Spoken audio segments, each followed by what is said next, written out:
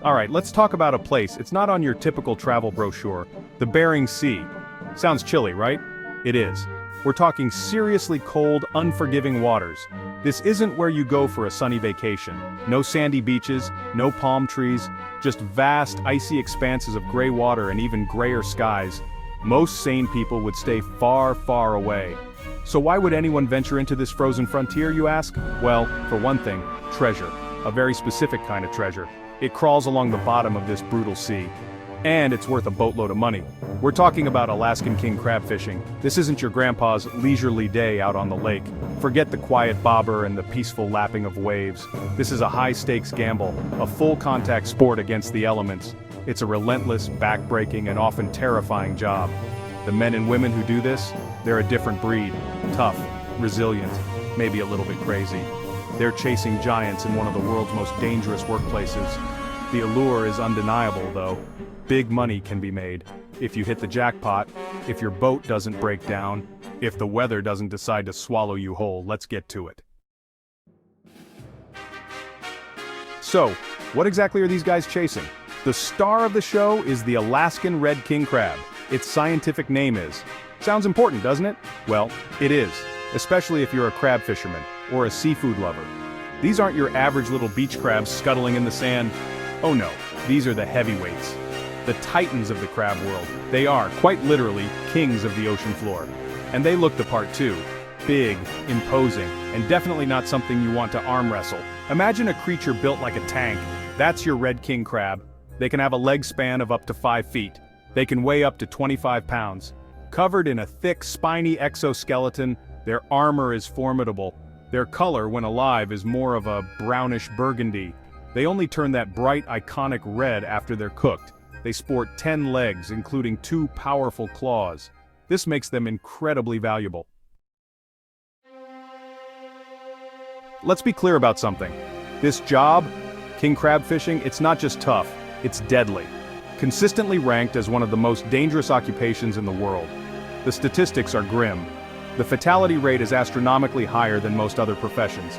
Think about that for a second. These crews aren't just working hard, they're literally risking their lives every single time they head out to sea.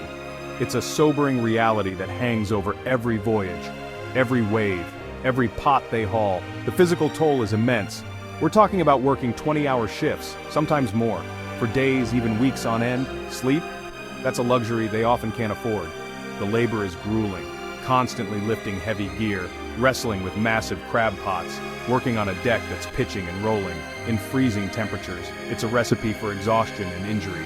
Muscles scream, backs ache, hands get raw and numb, but the work doesn't stop. Not when the season is short and the crabs are running. Injuries are almost a certainty. It's a life lived right on the edge.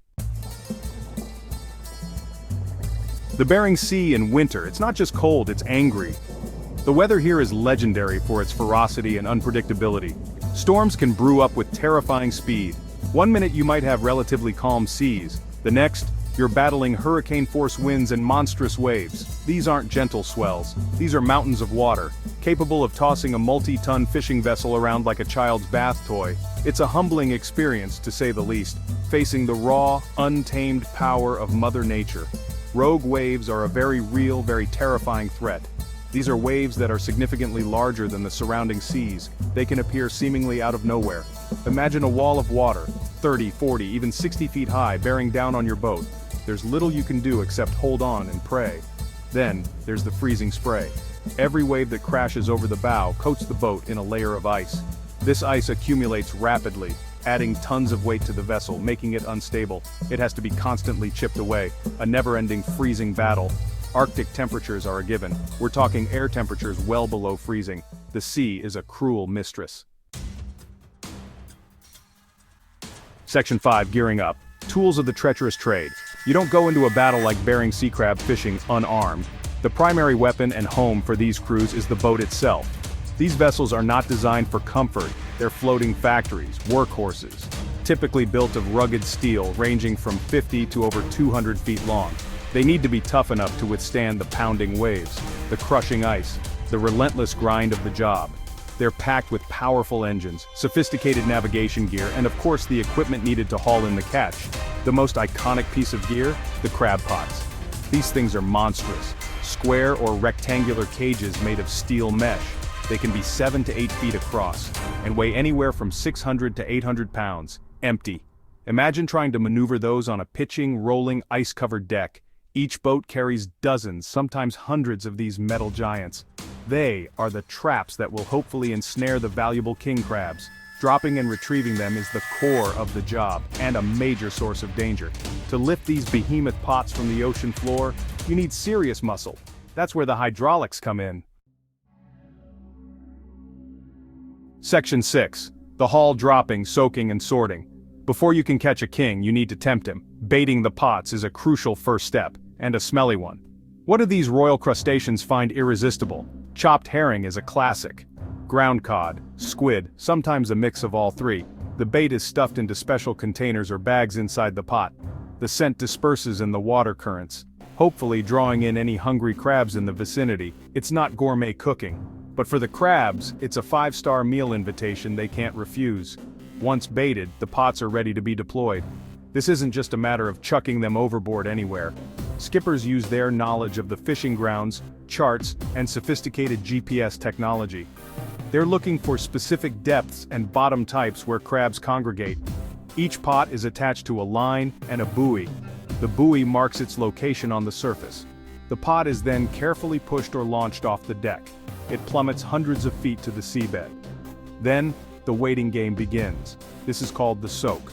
Pots can soak for hours, or even a couple of days, depending on the strategy.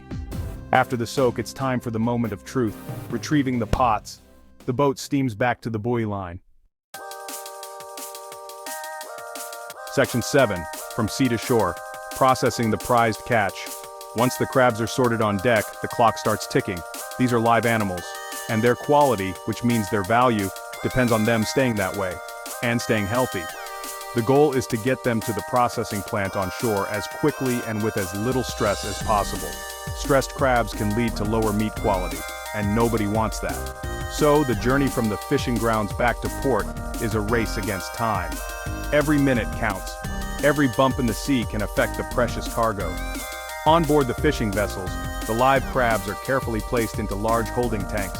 These aren't just simple tubs of water. They are sophisticated systems, constantly circulating fresh, chilled seawater. This helps to keep the crabs alive and in good condition during the trip back to land. The water temperature and oxygen levels are monitored. The crew does their best to minimize handling stress. It's like a floating temporary 5-star hotel for crustaceans, albeit a very crowded one. The kings must arrive alive and kicking. Section 8. The global feast where the kings reign. So who exactly is lining up to buy this expensive, hard-won seafood? The market for Alaskan King Crab is global. It's a luxury item, coveted by high-end restaurants, exclusive seafood markets, and discerning consumers. People who appreciate the finer things in life, and are willing to pay a premium for that sweet, succulent meat.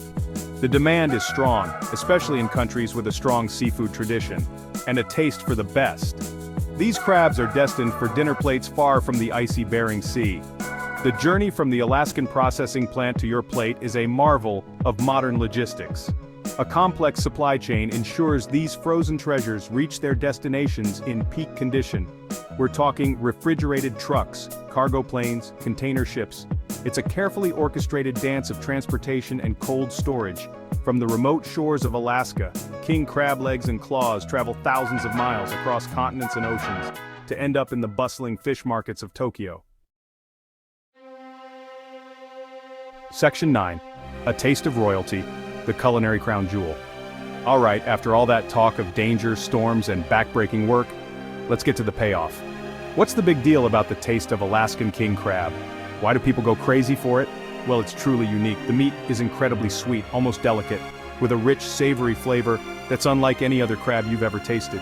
It's not fishy, it's not tough, it's firm, yet tender. The texture is wonderful.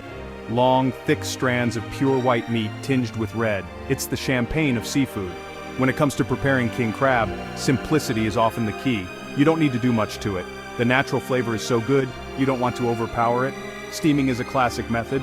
Grilling can add a nice smoky char. Some people like to boil it. And of course, serving it with a side of melted butter for dipping. That's pretty much heaven on a plate. A little squeeze of lemon perhaps, but really the crab itself is the star. Let its regal flavor shine through.